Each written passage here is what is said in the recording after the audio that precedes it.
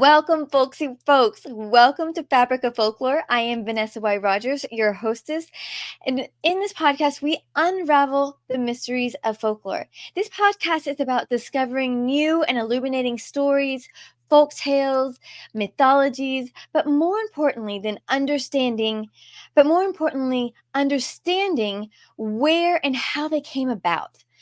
In Tuscany, there are towns surrounded by medieval walls, but archaeologists have recently discovered that artifacts suggest some of these towns might actually be older than they originally thought. Archaeologists dig to understand our roots and our history. And on this podcast, we're folklore archaeologists.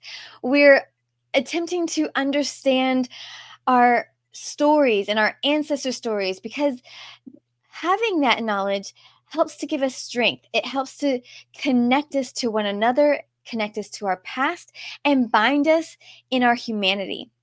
So if that sounds like a podcast that you want to continue to listen to, make sure that you hit that subscribe button so that you get notifications every week when our podcast drops. And if you're a longtime listener, we really encourage you to give us reviews. If you're listening on a podcast platform like Apple, you can even write out a review, and that is so helpful for indie podcasts like ourselves to be found by new fans. We've an incredible show for you today. Sunita Pant Bansal has authored 29 books for adults and young adults, decoding philosophy of mythology, and hundreds of books for children on folk literature and scriptures. Her books sell in multiple languages globally. Sunita has also dabbled in writing articles, columns, and stories, creating jigsaw puzzles and board games, and producing short films, even working with Walt Disney Studios. Sunita's latest bestsellers are Krishna, The Management Guru, and Everyday Gita. On the show, we'll be discussing her upcoming book about curses and boons in mythology. So thank you so much for joining us today. Thank you. Thank you so much, Vanessa, for calling me, for finding me out. As you say, Yes. You dug me out.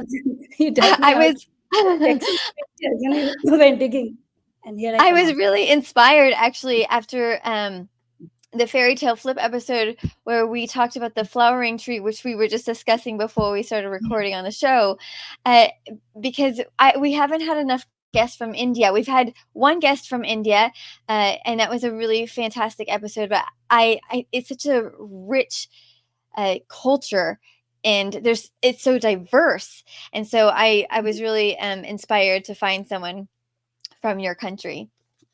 Thank you for finding me. Thank you for finding me. For having me on So this beautiful, stage, I should say. Lovely forum. So tell us a little bit about your journey into writing and storytelling. My journey into writing started very young. I was in school, grade two. I was about 7 years old, and I started writing. My writing started with writing poems, and that was the school magazine.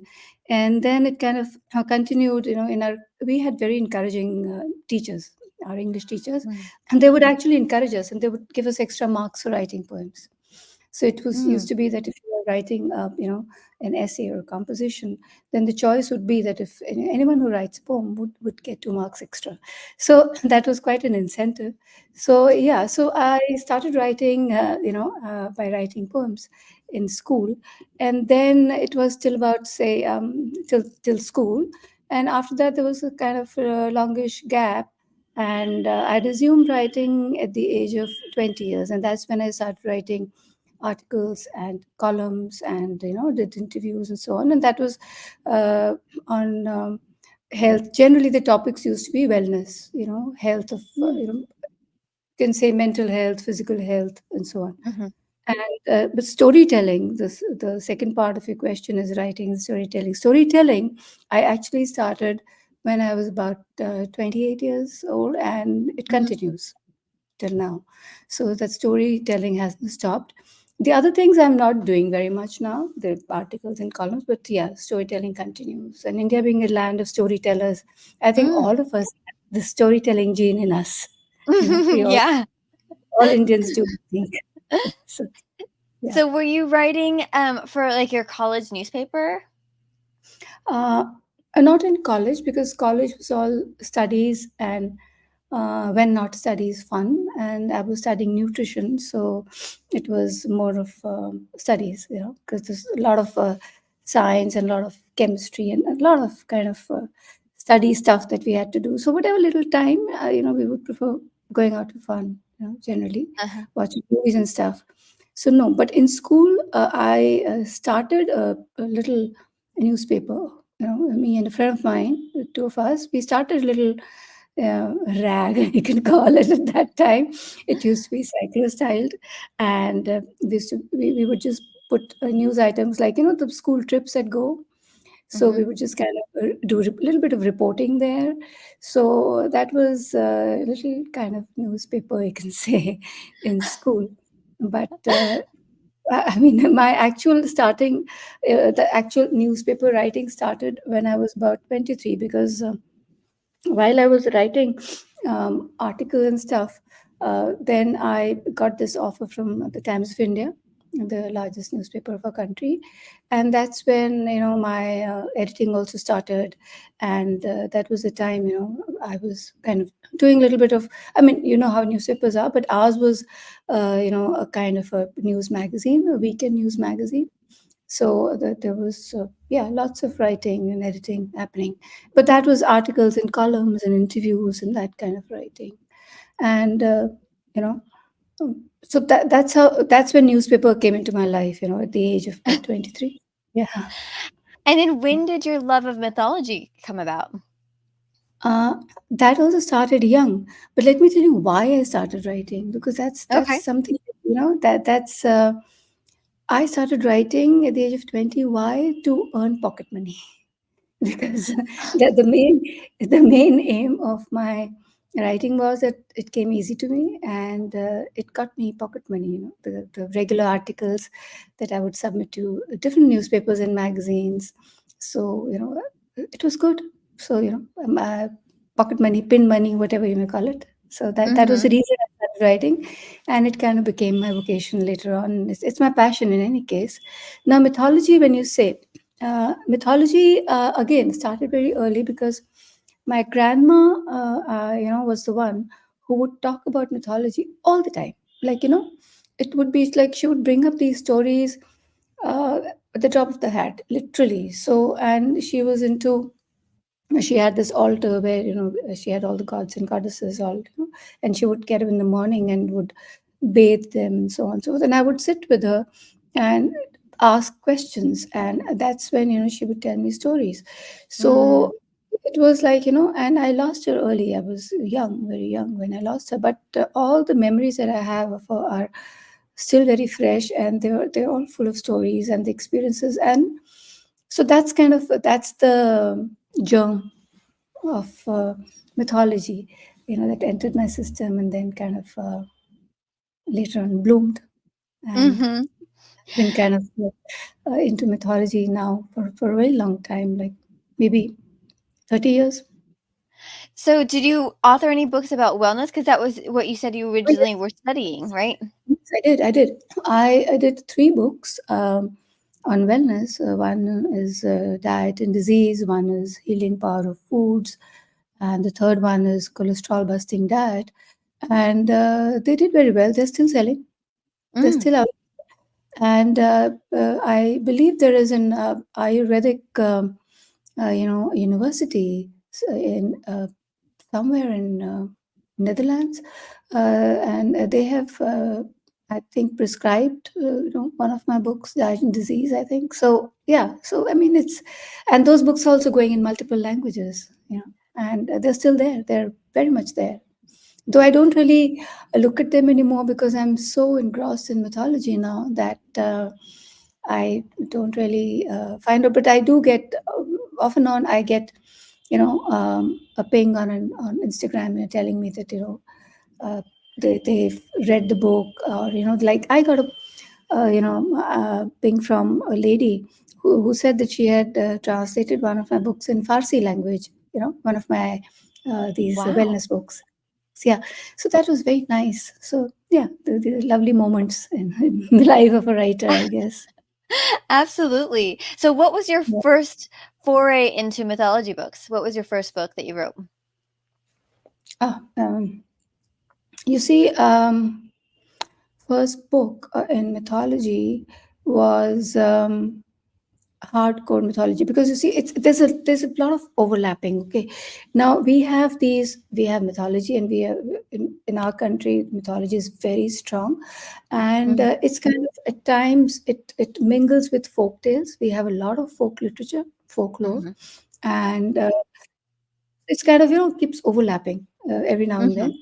And then what happens is, then it kind of gets connected with history somehow. So there's a whole lot of overlapping that keeps happening.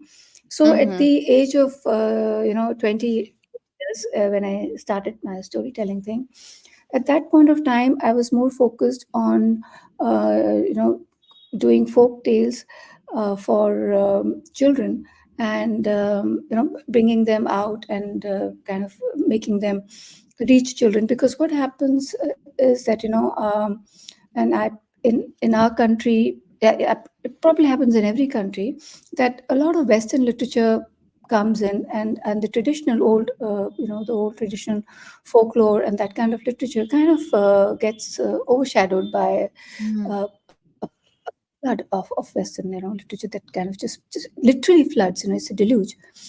So that I was seeing happening, because all through my life, the gifts and all I would get would be Red Riding Hood and Aladdin and so on and so forth, the standard, fairy tales.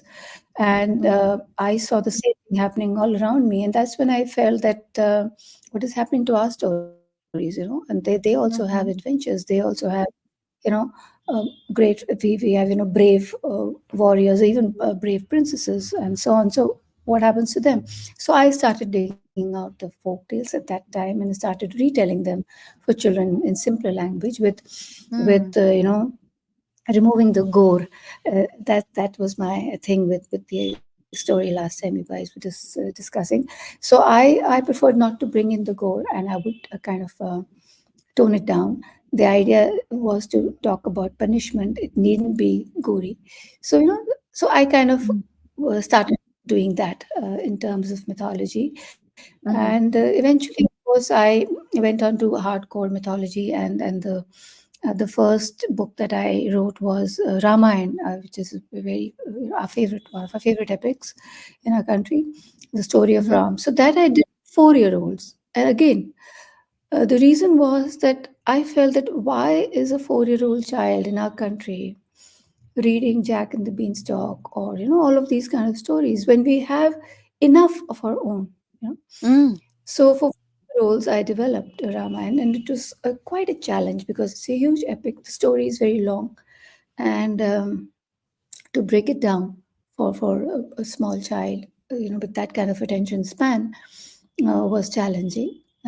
So I did that, and it kind of got a wonderful response. The response was so good that even today, I I'm still working. I keep working on Ramayana stories, or for different age groups, and my last Ramayana that I wrote like about 5 years back was for young adults, and there it was a thicker book, and I was talking about the symbolism and so on, because I think young adults should also understand that these stories are not just stories; they have a lot more to say. There's a lot of subtext in our stories, so that's how. So it's kind of all things are kind of intersecting, overlapping, supporting each other, and so on. That's what Now, now I cultural know or you literary. said I know you said this is a that was a long story. Is there any way you can tell like a very shortened version so that our audiences can hear your a little bit of your storytelling? You see, the story is about Prince Ram. He's supposed to be one of the you can say avatars of one of our gods. Like we have in Hinduism, we have a trinity of gods. So we have Brahma, Vishnu, and Mahesh. So we have Brahma as the creator, Vishnu as the preserver, and Mahesh as the destroyer. So this is a trinity, and that's how the entire thing spreads from there. So one of the preserver, Vishnu is the preserver. Now he would take different reincarnations. He would kind of reincarnation is a very kind of simple word to explain, but the avatar is the right word actually. They would come in different forms. Like Vishnu would come in various avatars, and there are very many recorded, but the most popular ones are 10 of them. And out of those 10, one is Ram, Prince Ram. So Vishnu comes as Ram, Mhm. and Vishnu would take an avatar on earth only when there's a lot of evil happening. So why he would come would be to, because his role is as a preserver. The role would be to preserve the earth. So if there's the balance is kind of a little skewed, like there's more of evil and less of good, then Vishnu would have to come in any form and set the balance right. So setting the balance right would mean to destroy all the evil. So that's how Ram was also born. So the story Ramayana is about a journey of Ram and how he was born, and then how the journey, and he's born as a man, so like and he became a king. So his role as a righteous king, a righteous husband, a righteous son, all that is there in that story. So through the story, we get to know how he behaved like a son, how he was a good brother, how when he got married, how he was a good husband, and so on and so forth. And now, when his wife was abducted by the demon king, he went and fought and brought her back, and during that journey, he killed all the demons. So, and kind of purged the earth. So that is the essence of the story, the winning of good over evil, which is a very standard format Mhm. of Mhm. stories that in the end you say ha. So it's not that they live happily ever after, but the aha moment is okay. So the evil is gone, Mhm. and the righteousness prevails. So that is how that, and how the length is so much. Why? Because there's so many little adventures that are built in, relationships that are built in. And like for instance, if when Ram went to fight the demon king, he had to have an army, and he was so there was an army of monkeys and bears. So there are those stories how he got them to become his army. So it's never ending. So it's just like one point, and there are multiple rays coming out from that, and it becomes a huge web. So the essential story is not very long. It's that this person was born, and he had three more brothers, and he had to be exiled because of a curse, because that's how boon and curses. When we talk about boons and curses, and I'll talk more about the story, because how because of a boon that uh, which turned into a curse, that he had to be exiled, and throughout his journey, the period of exile, how he fought and killed demons, and and so on and so forth.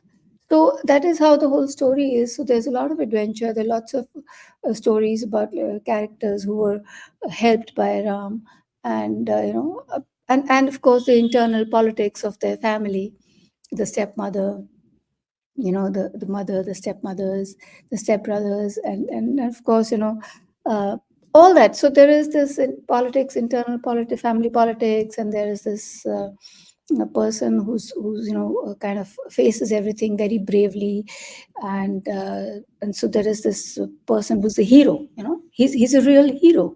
He's a you can say all the superhero material, that unflinchingly he's fighting the demons and saving his wife, and all that kind of stuff. So that's what I'm saying, that why read about so many other the uh, western superheroes when you have very much a bunch of local superheroes here in mythology. So that was my reason. I felt that let's talk about our superheroes and talk about what they did, superhuman things they did, and how they Mhm. saved the, not just saved his wife, but saved the world, and saved a whole lot of other people. His long journey, he saved a whole lot of other people. That's the stuff story mythology is made of. And while these stories are going on, you get to know the culture, you get to know their beliefs, you get to know so much about the time, that particular time. Like if you Mhm. read a country's mythology, you get to know so much about the people, isn't it? Mhm. and their culture. So that kind of that's like a building block. It makes you understand the people better, when you know the kind of background they're coming from. So Mhm. that is uh, mythology is all about, and that's why it's so fascinating that it's a kind of window to a huge kind of country, Mhm. people, nation. So that's what makes it so interesting. And would you Yeah. say that that's really what makes mythology valuable is that it's a window into another culture and into another uh, way of seeing the world? You see, when I window to, I'll tell you, I'll give an example. For instance, if you, when you come to India and if you know about our mythology and you know about these major epics, the Ramayana that I'm talking about, and Mhm. and you see the temples, you will understand, the why people are worshipping certain gods and why we have so many gods, and so these are the things you get to know when you read a country's mythology. Like, Mhm.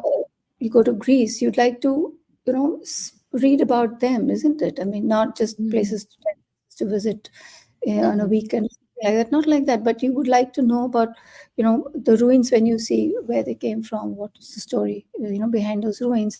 So I guess, and you get to know so much about a country when you read its mythology, more than history. When you read mythology, you know more, because mythology is kind of all about emotions, isn't it? I mean, Mm. it's culture. It's mythology is so much more colorful, and Mhm. traditions, festivals, and so on. So it's the color that you add to history. I feel that, you read about a country's history, geography, whatever, but mythology actually adds the color, life. The I mean, mythology is a vibe. I think Yeah. that I love that I, description. That it adds color to um, the history. I think that's so very true.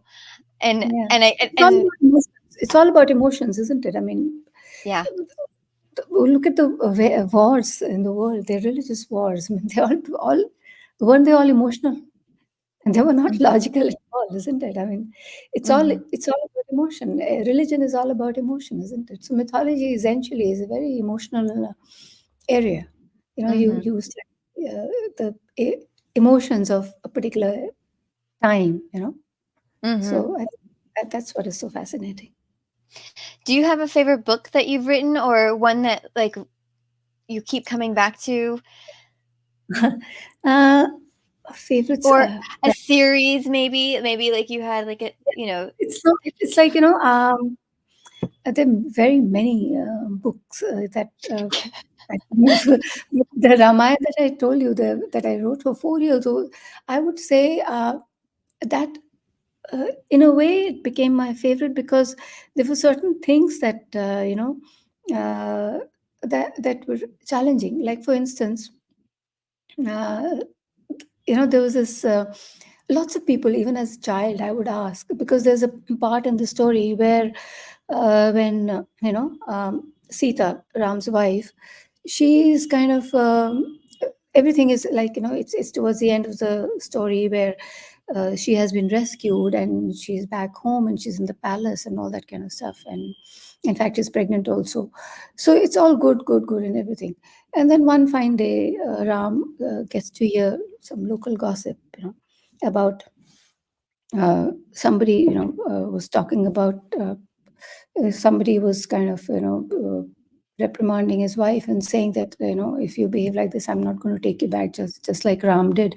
Ram took back his wife after she'd spent so much time with the demon king. It's very typical gossip, and which kind of bothered Ram because he was a role model. Ram has been looked upon as a role model in every which way. So, being a role model, a king for his people, he felt that, if they feel like this about me, and if this is not right that I took back my wife, then I mean, I shouldn't have done that, perhaps because I have to set an example. So mm, he sends Sita away, and his brother goes and leaves her.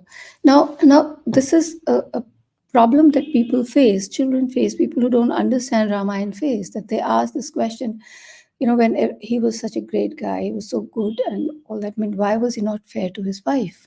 You know, Mm, why? I mean, how could he do that? And she was pregnant at that, all that kind of stuff. So, uh, this is where I thought that, for a 4-year-old child, I would like to explain why, I would like to mm, explain why he did that. And it's so the reason in our mythology, the most interesting thing is that nothing happens without reason, so everything has a reason. If there's a good thing happening, there's a reason. Bad thing happening, there's a reason.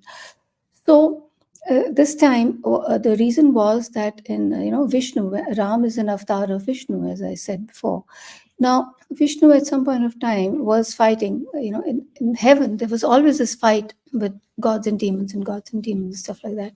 And so once there was this fight happening, some lives back, because we also, our culture also believes in a reincarnation. So some couple of mm, lives back, then Ram was still as Vishnu. At one of those times, and there was this war happening between gods and demons, and demons kind of went and hid in sages, Durvasa's hermitage. So sage Brigu's hermitage, and they hid there, and the king of gods uh, tried to get them out, but the sage's wife was a tough cookie, and she kind of mm, fought against them. She said she did not allow the gods to enter the hermitage, and she kind of protected the demons. So the king of the gods, the leader of the gods, Indra, he went and complained to Vishnu that this is what is happening, and demons are hiding there. We know, and so we got to kill them. And that's when Vishnu goes and he to face the lady, the old lady, and she refuses. She was quite a fighter, She refused. She said, "No, they've come, here, and I'm supposed to be protecting them because they came asking for protection. So when somebody comes to ask for protection, I give protection." mm, So, what Vishnu does at that point of time is to behead her, kill her. So Vishnu kills her, and at that point of time, Bhrigu, the sage, whose wife was killed, he walks in and he sees this and he gets very angry. And in our mythology, angry sages are prone to curse. So sage mm, Bhrigu curses Vishnu, and he says that what I'm facing, like my loss of wife, I mean separation from wife, so to speak. You will also have to be born on earth as a human and face this. So like that was the curse. So I explained to mm, children in my Ramayana that is why, and in the Ramayana, the charioteer who's taking Sita and Sita's brother-in-law, uh, the charioteer is the one who tells the story that this is what happened, and this is the reason why mm, Ram, as Vishnu's avatar, has to go through this separation. So this was inevitable. This was destiny, right? So this is how, because I didn't want a child to read the Ramayana and have any kind of bias, you know, mm, as to, mhm, because that is the wrong footing. Then so I think as storytellers, as writers, we have this responsibility not to create these kind of biases in these very young impressionable minds.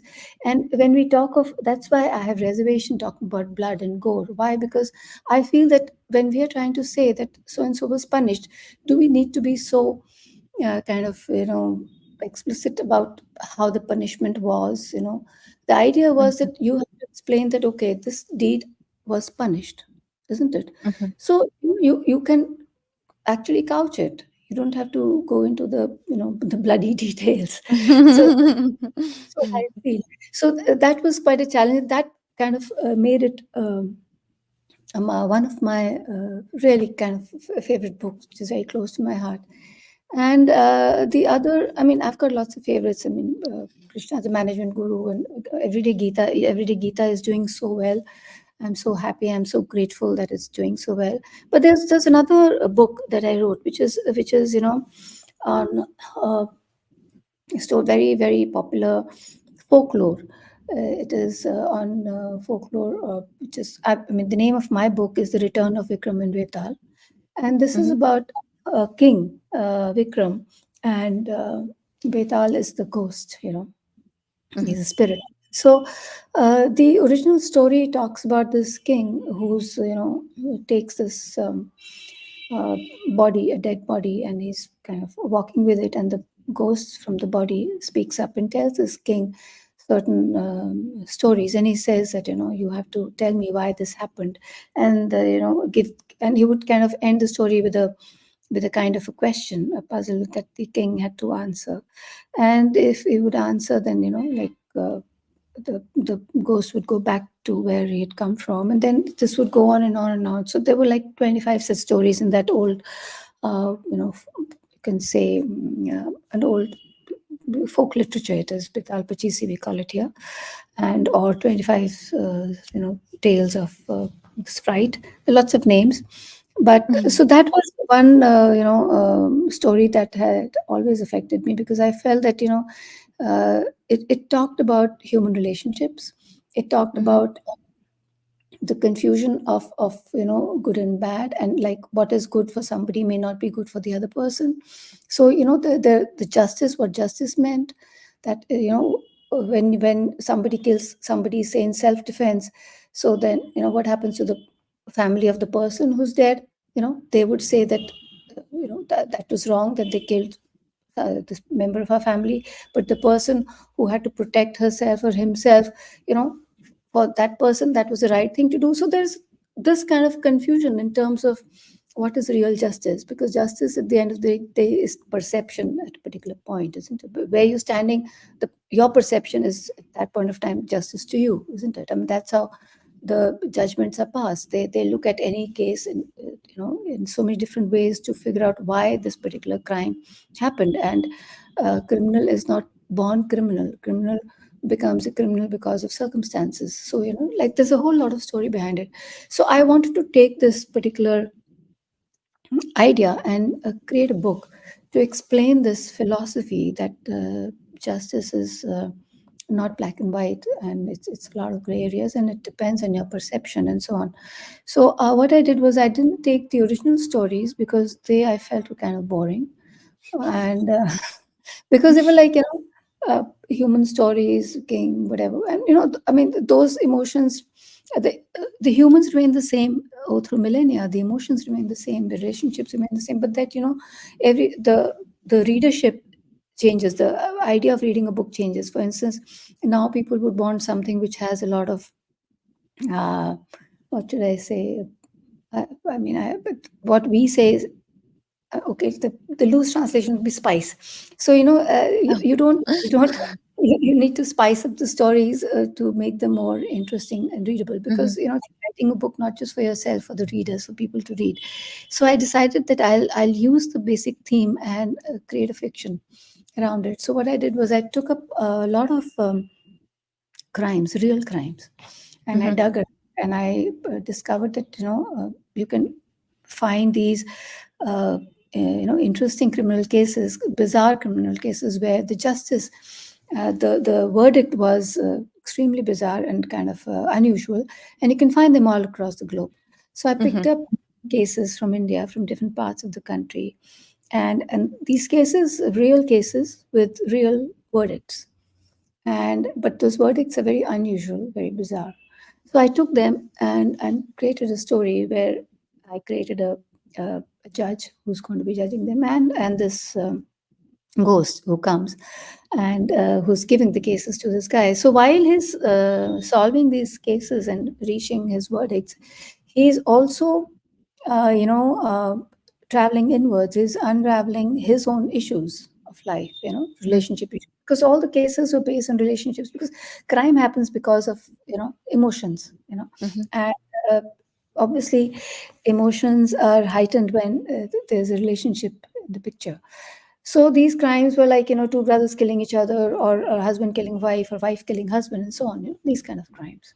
Mhm. So I so while solving, uh, he kind of goes through a cathartic moment. With every case, is going through a kind of catharsis. Till he reaches a point when, he feels that, and he's kind of towards the end of the book, he has resolved his issues. his emotional issues, emotional baggage. He's shared that, and he's made peace with the people that he was upset with earlier, and he's done all that. So he's actually clean. His slate is clean. He's Mhm. actually now ready to go, because what binds us to this world is our relationships, isn't it? You know, Mhm. somebody tells you that you're going to die tomorrow. This what happens in my book. If the ghost comes, says, I've come to take you, I'm the kind of, I've come to take your soul, today's your last day, then what happens? So many thoughts come into your head, there's so many things that are unfinished. So that's Mhm. what happens to this guy. So there are lots of unfinished things in his life which he kind of wraps up as he solves the cases also, and towards the end he's kind of wrapped up everything, and he's free. So he becomes detached, and it's there's a philosophical theme running through it, that this is what we need to do in our lives, you know get rid of all the attachments, and Mm. to a point where we realize that everything is kind of transitory. This life has to end, relationships have to end, Mhm. so the impermanence of life and impermanence of relationships. So it's extremely philosophical. At the same Mhm. time, real crime, which makes it interesting, which makes it very spicy for people to read, Uh-huh. because they are these are well-known criminal cases, so they are aware of those cases.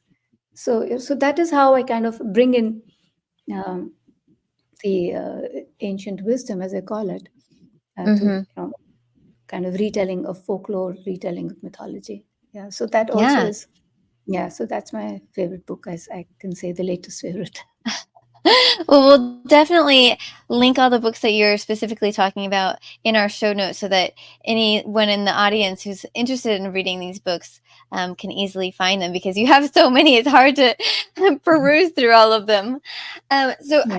you have written for adults, young adults, and children, and this new book that you were writing is specifically for children, the one about curses and boons. Is that right? Yeah, this one is specific. Yes, I have been writing for actually when I started storytelling, it started with children, and Mm-hmm. then while I was doing storytelling, there were other books that I created, which I had mentioned also. When I said hundreds, and touching, I mean, actually thousand, maybe more. Wow. And those books were like stuff like concept books, and also because I like the idea of connecting things. So for instance, if I'm making a coloring book, because I had my own publishing house, so I had other clients, other publishers who would want me to develop books for them. So Mm. if I'm making even a coloring book, I would actually make a story, have a story in 8 lines or 16 lines, and have the artist make pictures, and that there'll be a one-line story running through the book. So like this, you can create hundreds and thousands of books, because it's not really difficult, honestly, to create books for little children. When you talk of, say, the primary level, preschool to primary level, because Mm-hmm. those books are simple, and at the same time you can actually put in a story there. So that's how there's so much of story writing has happened. Now after that, writing for children, I thought of ra- to write for young adults, because that was a kind of a genre that suddenly came up. And wha- it was literally like one fine day you realize that I saw it with my younger daughter also, that it's like she is a child, and then she says, "No, mom, I'm not a child anymore. I'm a preteen." So then then she becomes a teen, and then uh, suddenly it, how can it happen overnight that you are in school and the next year you're in college, you become an adult? No, it doesn't work like that. No, it's because the mind doesn't see dates. So there was always a gap. So young adult, the genre of young adult, when it came, it was quite a good area, because that's where the readers are not adults, but not children also. Mm-hmm. So you can actually talk to them, and you can talk to them in a simple language. At the same time, you can talk to them one on one. Mm-hmm. You can actually, so that's the advantage of writing for that particular readers. So that's why I kind of redid all the mythology, the epics, and the Mahabharata, the Puran. everything for that particular age group, because I felt that, okay, this is one great target area that I can actually, talk to like a friend and Mm. discuss things in their language. So that's when I did a lot of writing for young adults. And of course, adult writing was had there always in the background, with my other kind of nonfiction books that I had written. And so, like, it's kind of just overlapped, and I began writing for adults also on the side. And so now also, I would have an adult project and I would have a project for children running in tandem. So Mhm. that's how I write. I always work on two projects in tandem, because that's how uh, my brain relaxes. If I'm working constantly on one theme, this brain fag sets in if I'm working constantly on one project. So what happens is, one project would mean a bunch of books. So what happens is, then I would keep it aside, and then I would pick up this other one. So my brain's switches channels, Mhm. and it relaxes. So that particular portion relaxes. So I always work at least on two projects simultaneously.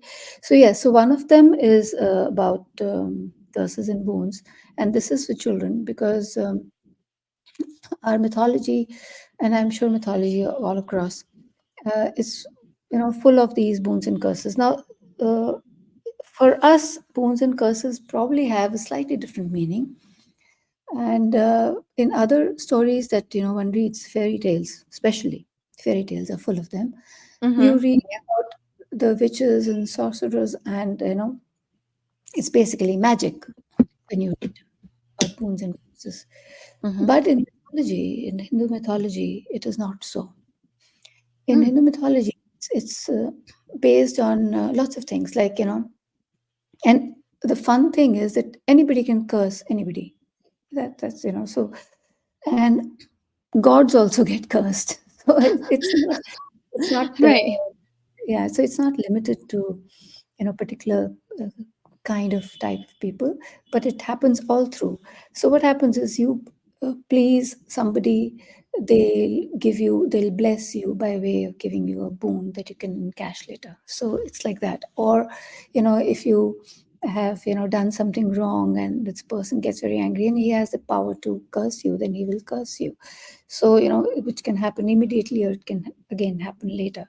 So this is how boons and curses keep cropping up in the stories. But Mhm. that this person did something wrong, and so he was cursed, and then that is why and it's like a um, pivot to the story, kind of that person's pivot in that person's life. It turns in another direction because of a curse or a boon. So this is how it kind of it's also, you can say, a way to take the narrative forward. Boons and curses also help in taking the narratives in whichever direction. So that's a very fascinating thing about boons. And also there is this theory. We have the theory of karma, the law of karma that we believe in, which is about, and so this boons and curses also, it shows the karmic retribution, that if whatever you reap, what you sow.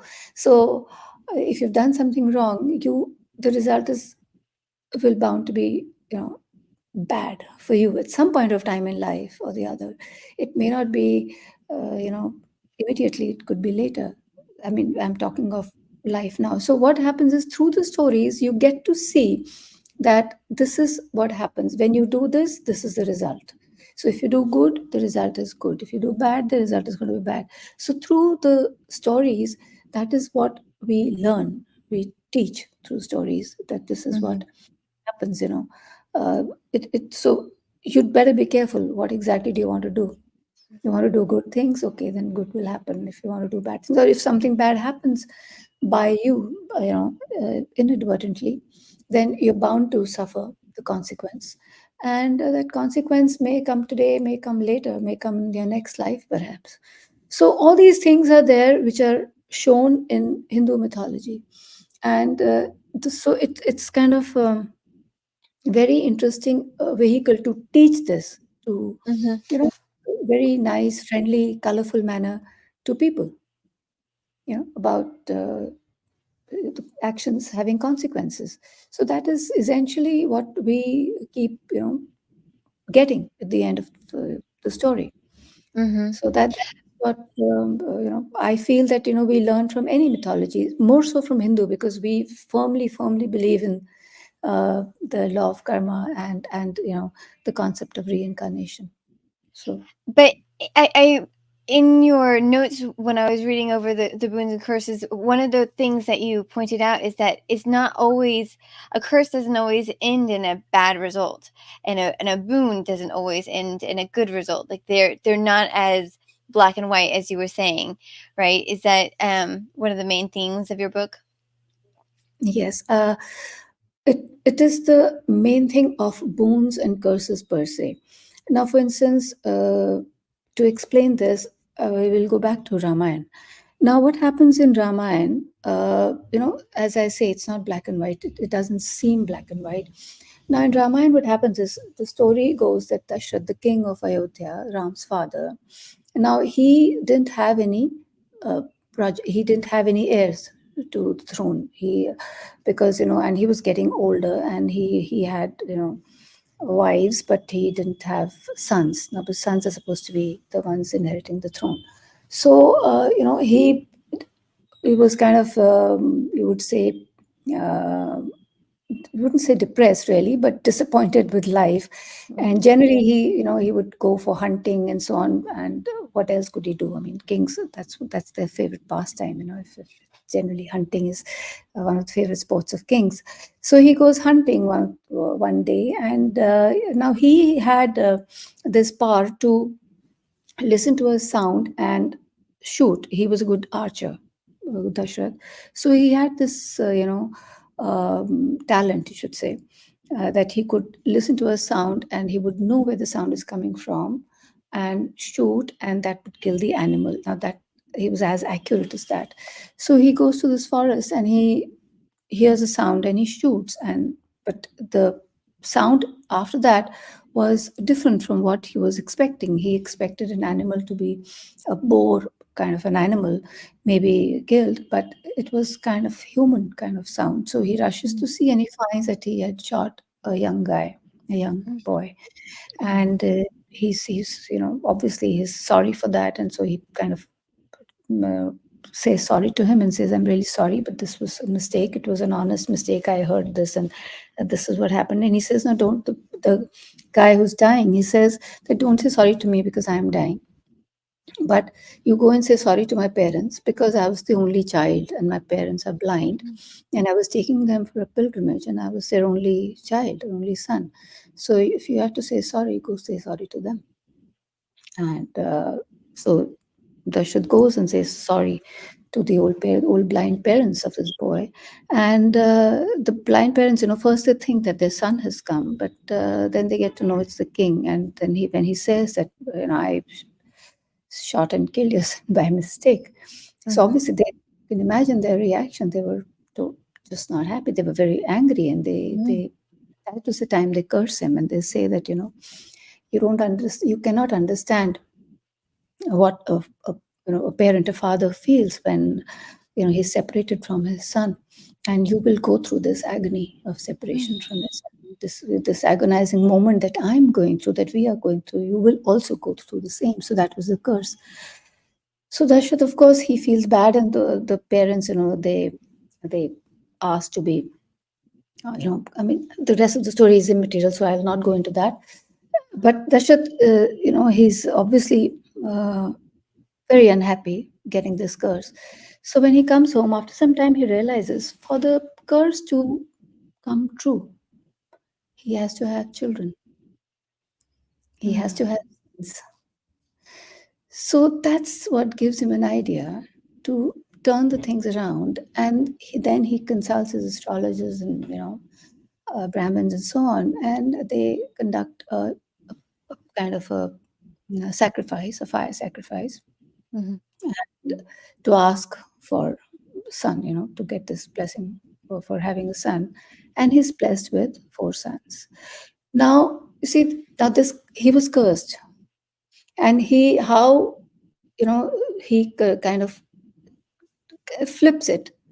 and makes it into a kind of a good thing for him because he wanted sons. So he gets Mhm. four of them. So this is how things happen. That because of that, he got this idea, got this thing, the fire sacrifice done, and he has four sons.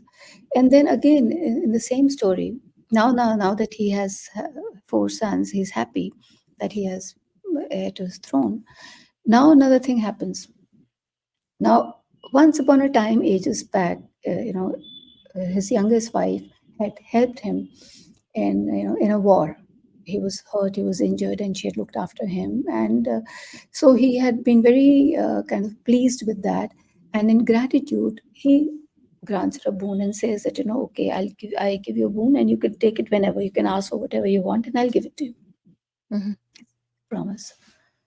And so when after so many years, when Dashrath's sons are all grown up and Ram is old enough to be declared as that he would become the king, the next king, and that was the time when this youngest queen decides to take advantage of that boon, and she asks her husband, the king, that send Ram, your eldest son, to exile for 14 years and put my son on the throne.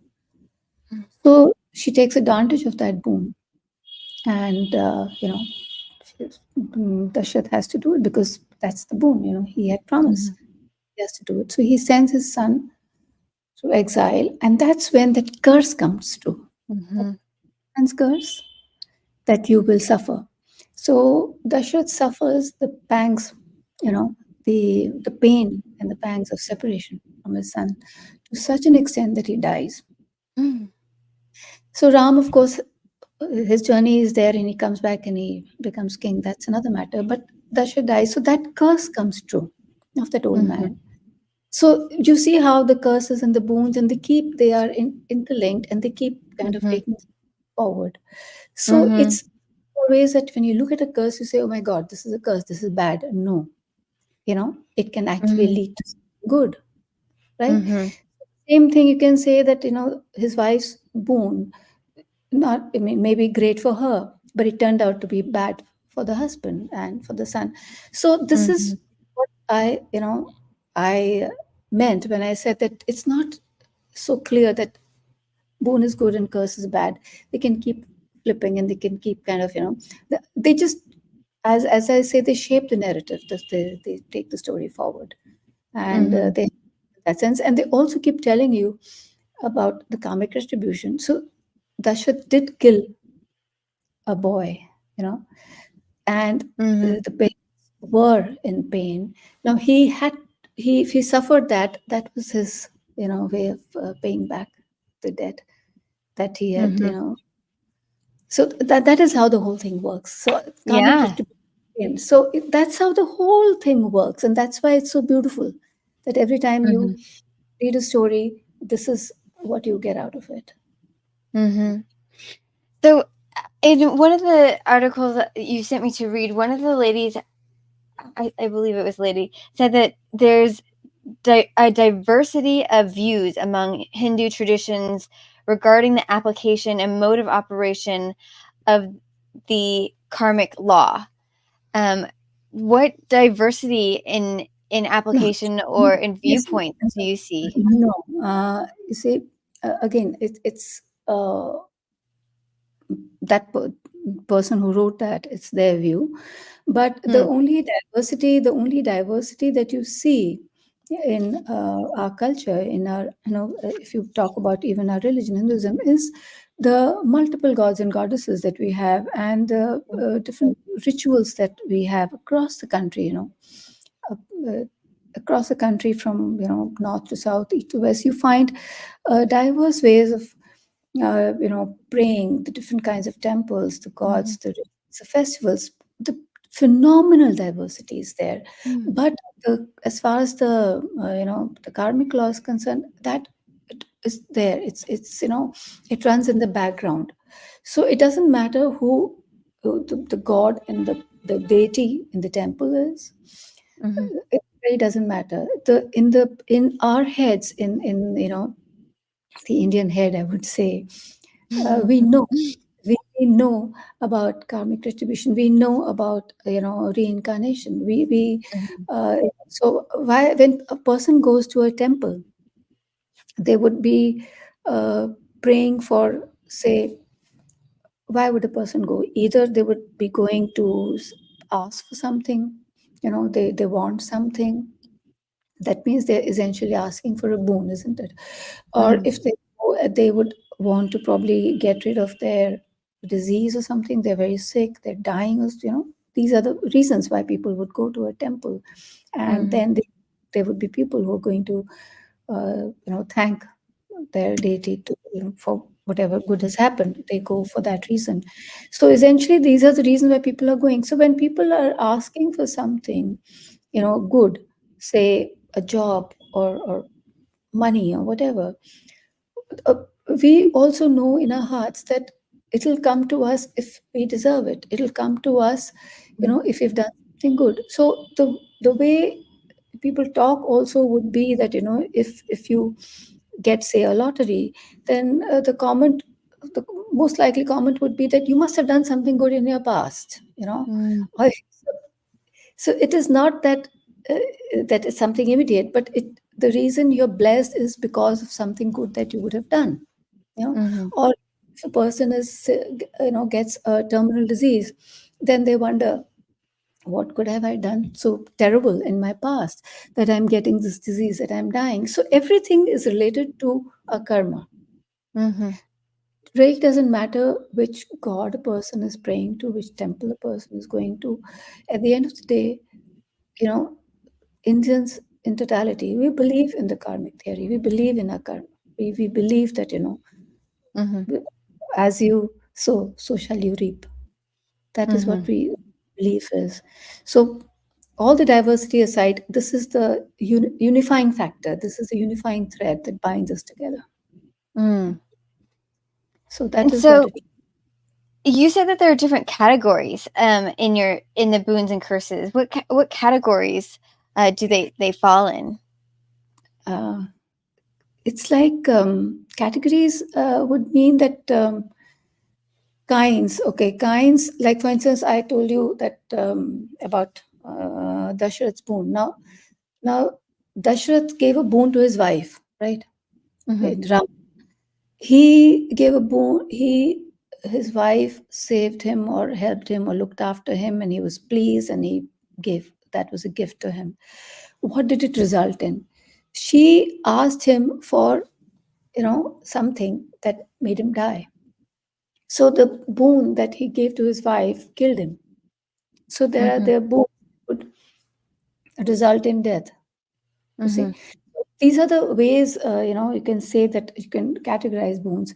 So, and now there's another interesting story of a boon. Now there was this demon, uh, Bhasmasur is the name.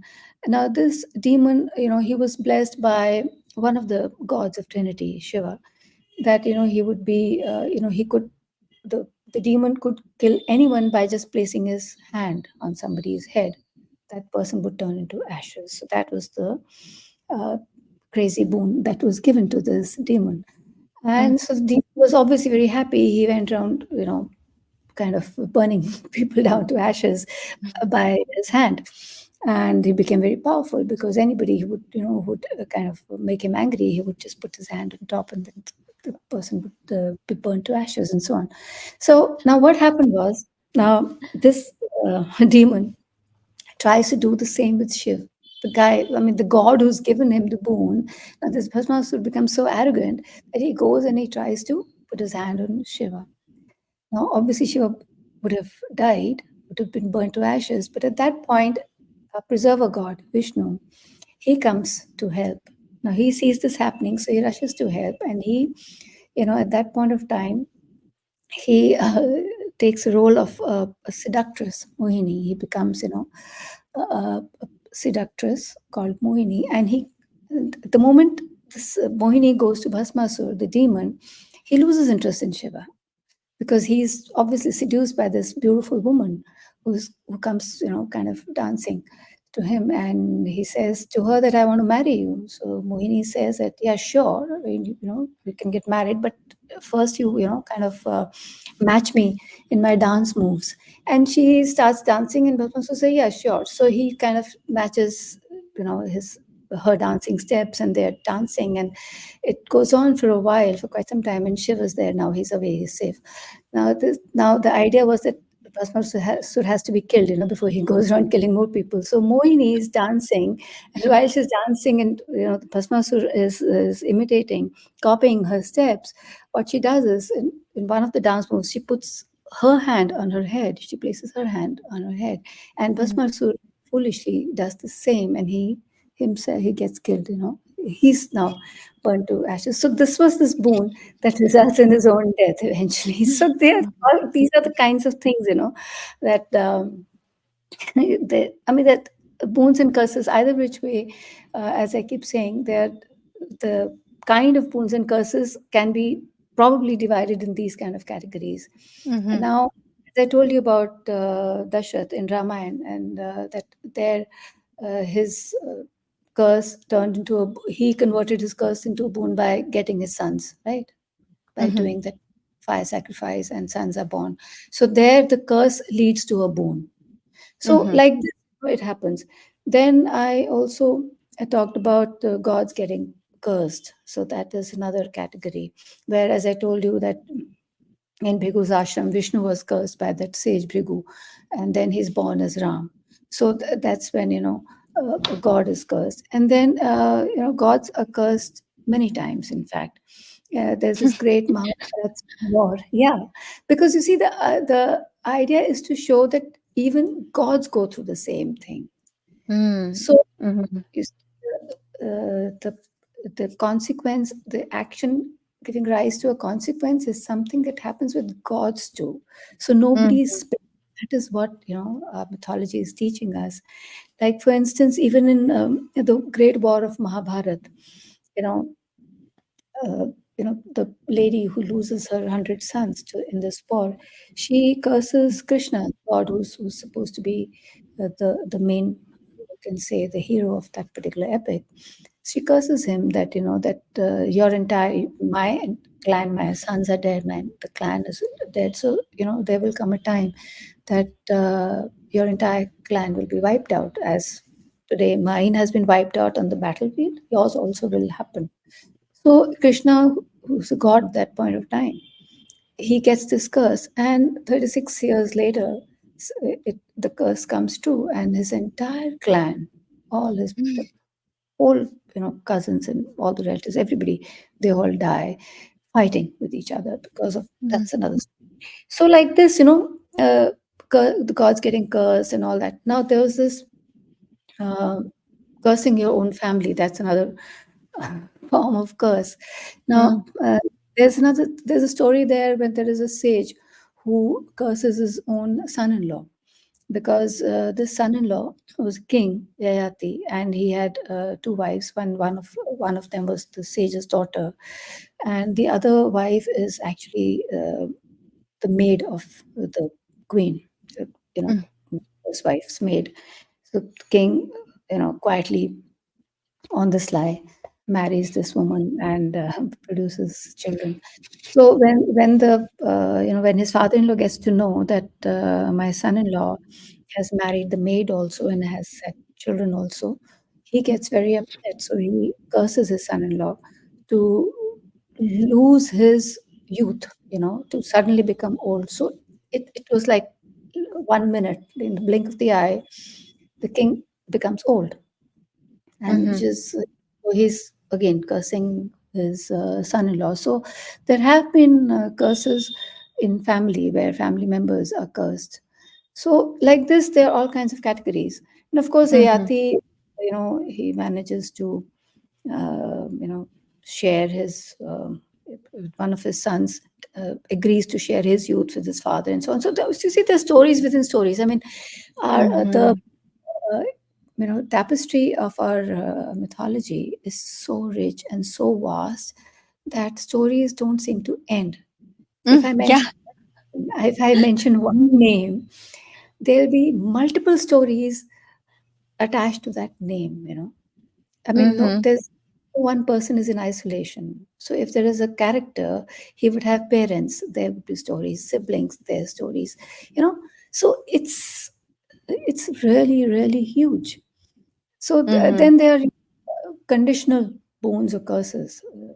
That's another way of boons and curses. For instance, Ravan, the demon king, he was so arrogant that he would feel that everybody, in his arrogance, he would expect people to kind of acknowledge his presence and bow in his presence and so on and so forth. And he had that level of arrogance. Once he was flying his pushpak, he had a plane pushpak, and he was flying through, and he sees an apsara, a nymph.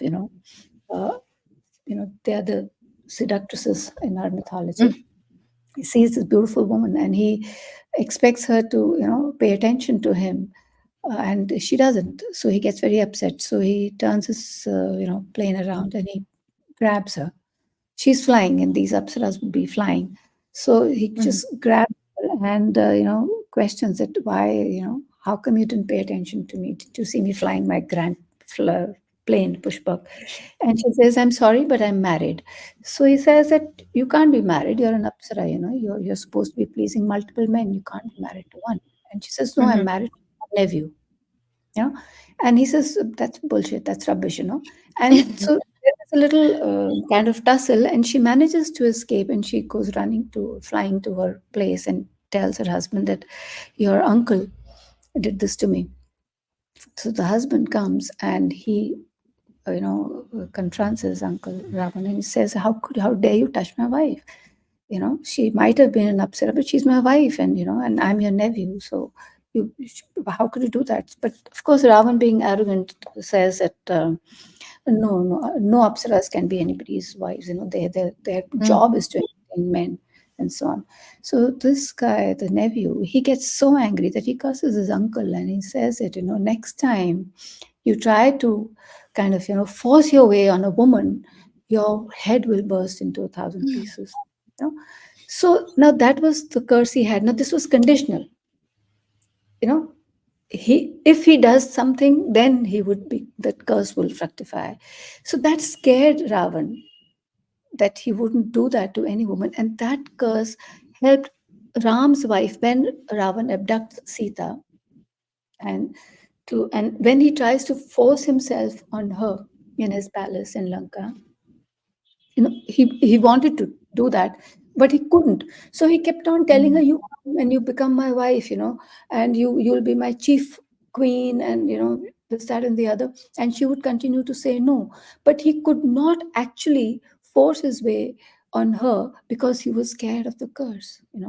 Mm-hmm. So that curse, so he that kind of stopped him from doing anything to Sita.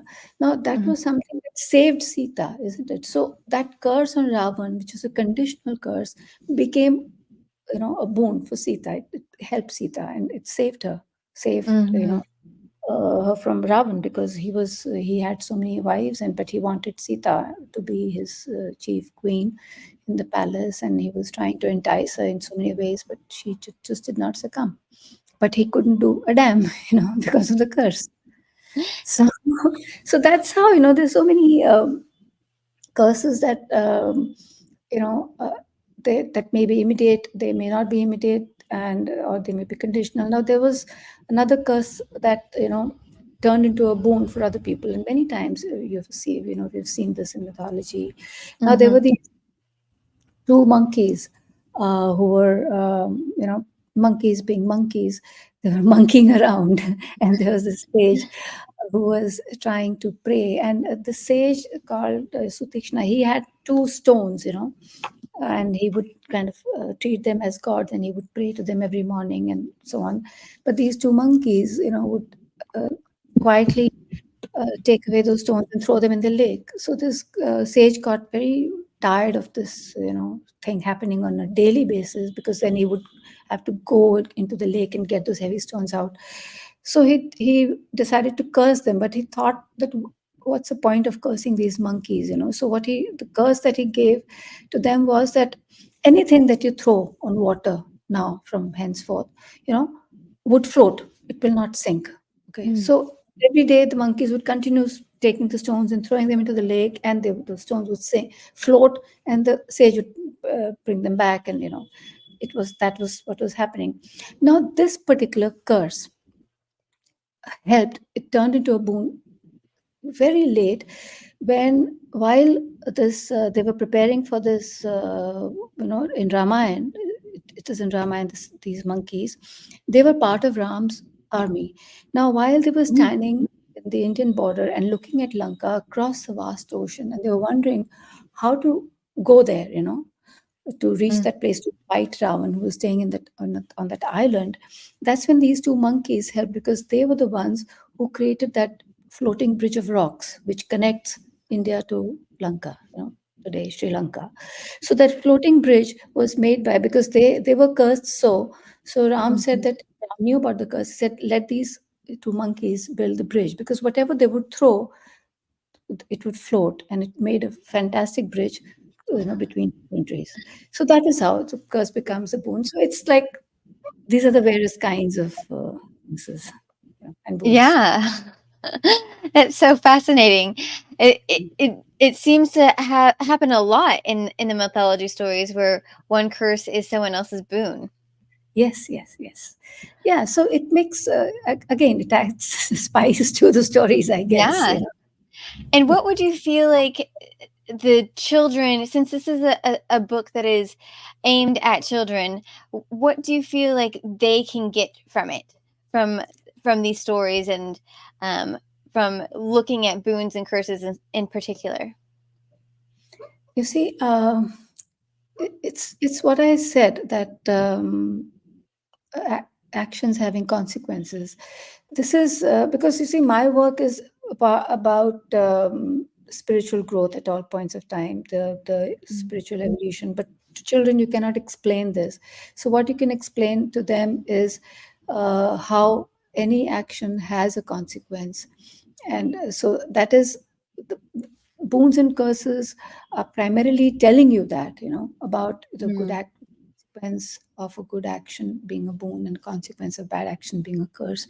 So that is the kind of a running theme right through, at least this book. It will be the running theme, mm, because and also to tell them that nobody is spared, and also anyone can curse and anyone can give you a boon. So it needn't be that, you have to be scared, and you you can't be scared of a person, that okay, this person can curse, so let's not do anything wrong with this person. We can do wrong with that person, because that person will not be able to curse. It's not so. So, mm, through the mythology, they'll get to see that anybody can curse and anybody can give you a boon. So mhm, everybody has to be treated in the same way. You have to watch your own actions, as to where they are taking you. So mhm, it's hands. You are in control of your actions, because everyone is the same around you. You yourself included. You can also mhm, curse somebody. You can also give a boon to somebody. So it's that kind of universality that comes through, through these stories. And also, the again, you reap what you sow is something which is very, very important to be learned. I think at the foundational stage, this is the yeah, stage when they must learn about this, isn't it? mhm, That's yeah. the that's it. That would be the takeaway, I Well, this feel. has just been so fascinating. Have we missed anything? I know that there's probably so much more to cover, but is there any last thoughts that you want to impart? Uh, well, you see, apart from the fact that in all my books, that what I'm trying to say, talk about is that, and the reason why I will be looking at the mythology of other parts of the world is to show the same thing, that we are essentially all living beings are the same. We have the same God particle in us, and so we should treat everybody the same way. Mm, And also, I don't talk about religion at all. I'm more into the philosophy of the religion, mhm, the spirituality behind it. So I normally say that I like to explain the philosophy that is running behind a particular religious belief, because to me, religion is something very personal, and whereas the philosophy is universal. How Mm. you convert it into your religion is your take, but the Mhm. philosophy remains the same. So that is something which that is what my aim is in terms of writing these kind of books, and that is why I will be exploring other mythologies in future, Mm. about 6 months or so, to show that how you have same kind of similar kind of um gods, you can say, Mhm. powerful people in different mythologies, and those similarities I hope to show, and to show that the world essentially is the same. Mm. People are the same, emotions are the same, everything is the same. Maybe we Mhm. look, we behave differently, we eat different, we dress different, but that's what all. Those are the only differences, which are superficial. But the main, the God particle, as I call it, the soul, is the same, and that is uh, you can say the main. That's a theme of our religion, Hinduism. In any case, that we are the same. The entire world is one big family. So I love that that. is, yes. So that is the reason why I'm interested in writing all this and exploring it as much as I can, till however long I can. Mm. And that's why I love your website, because it talks about folklore, and that's something so dear to me, because it's so exciting to hear about other countries, and it also talks about how they live, and what they Mm. wear, what they eat, and how their houses are, and all those little things. Mhm. Get to They learn add about them. color. Yeah, yeah.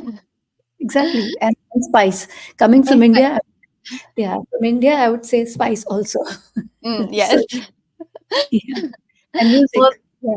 And well, music. thank you Yeah. so much for joining us on this show. This was such a wonderful conversation. No, thank you. Thank you for having me. And yeah, let's hope to do some, more such shows and discuss more such interesting stuff. Absolutely. Absolutely. Yeah. And thank you, folksy folks, for joining us on this mythological journey through India today.